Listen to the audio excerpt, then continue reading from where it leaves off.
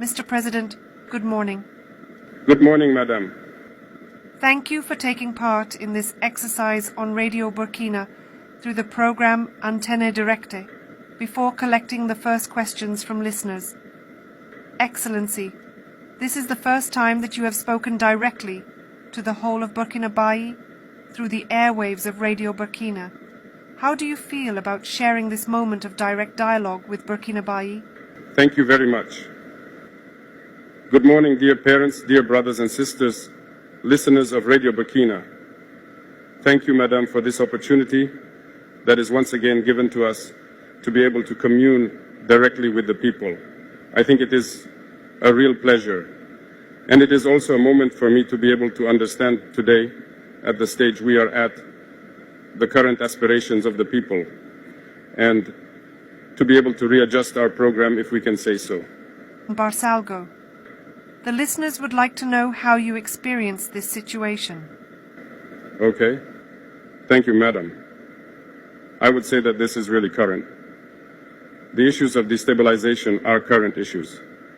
Before we embark on this mission, I think that there are a certain number of risks that we must measure and accept to assume. And among these risks, there is the fact of not succeeding in the mission for which we came. So when we come, it is either it makes or breaks. Thank God we were able to succeed in the mission, to be able to imprint our vision of things on our country. After that, the other risk is to agree to abandon everything.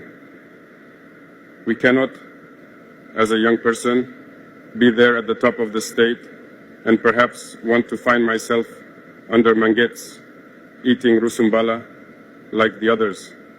That is to say, agree to forget one's youth, agree to forget life, and devote oneself entirely to the homeland.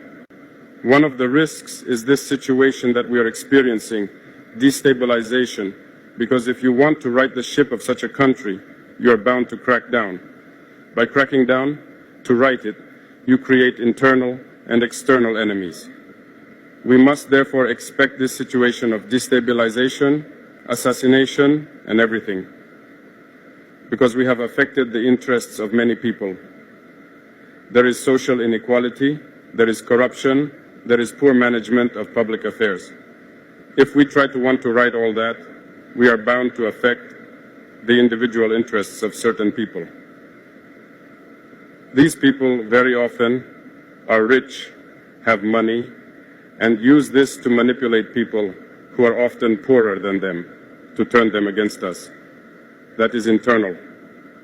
These same people do not hesitate to join forces with the imperialist forces that spend their time encouraging us to become poorer. Our thinking is these external forces. There are many countries today that we have under our backs, and we have no choice, we have to do it.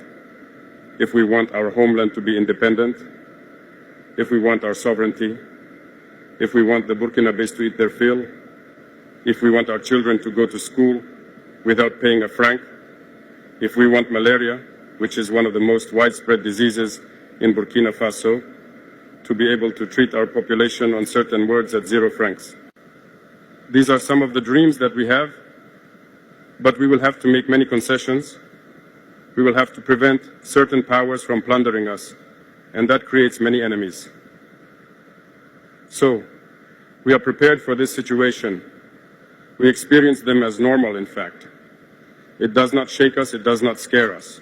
It still gives us the courage to move forward, because through these events, we know that the guideline that we have chosen is the best line for our homeland, for our people. We experience things like that. The plotters currently, we have spent 2 years raising awareness, talking, warning.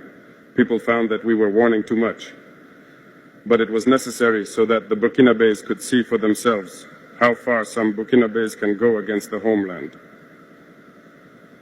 If we had started to crack down in a certain way from the beginning, it is not obvious that you yourself will understand us. You will perhaps say, after a while, there may be misunderstanding. I think that Captain Thomas Sankara was misunderstood at one point, perhaps because they started strong But we had to let the people see, understand what these plotters are, communicate with the people through everything we have done. Today, I think that people have understood a lot. The listener from Bopo Duraso would like to know what fate is reserved for these conspirators. As we said, from this moment on, I will not go into details. Everyone will assume. If someone takes steps like that, they assume all the consequences. We will not advise anyone or warn anyone again. So, we will come back to the case of Barsalgo. There is a listener who would like to know what really happened in Barsalgo. I'm not going to go into details, but Barsalgo, I think I was personally targeted because Barsalgo and I, there is a history. Barsalgo and the situation in the country, there is a history. In June 2022, you may be able to find out on the spot in Barsalgo, I defied many orders to intervene so that Barsalgo would not fall. So I sacrificed a lot of things anyway in Barsalgo. This is the place for me to thank many people who supported us in our maneuver so that Barsalgo would be. I think they targeted Barsalgo because it would affect me. That's it. That was the goal.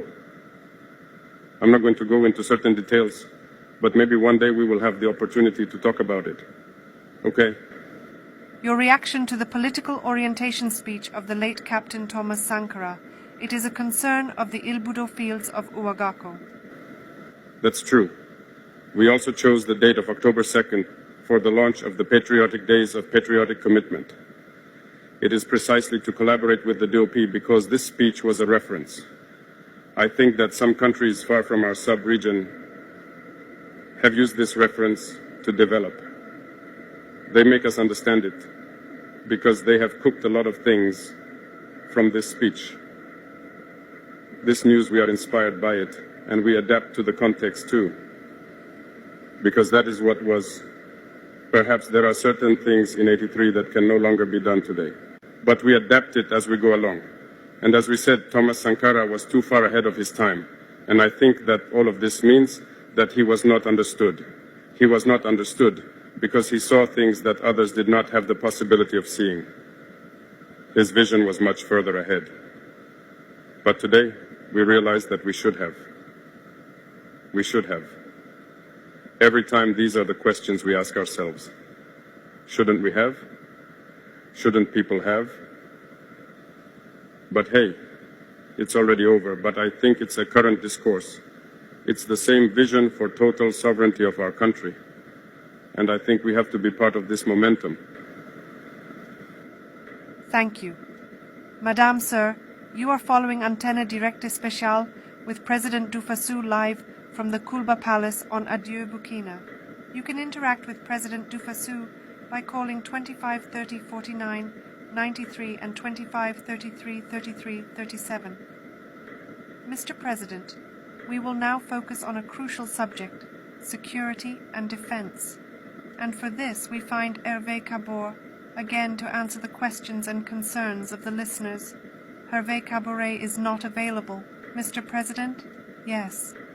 So, before Hervé Caboret finds us, I would like to know what the morale of the troops is with these inclinations of destabilization. I would say that the morale of the troops is high, because committing to defend the homeland, you know, when you are a soldier, there is another natural state of mind that is there within the army. Getting up, taking your backpack, your weapon, and going to the front, it is not given to everyone. But generally in the mind of the soldier, when he leaves, it is with pride that he leaves. He knows what can happen, but it is with pride that he leaves. And today, with what we have put in place, it is that we try to make an effort through the support of the people. Many soldiers are really proud to be soldiers.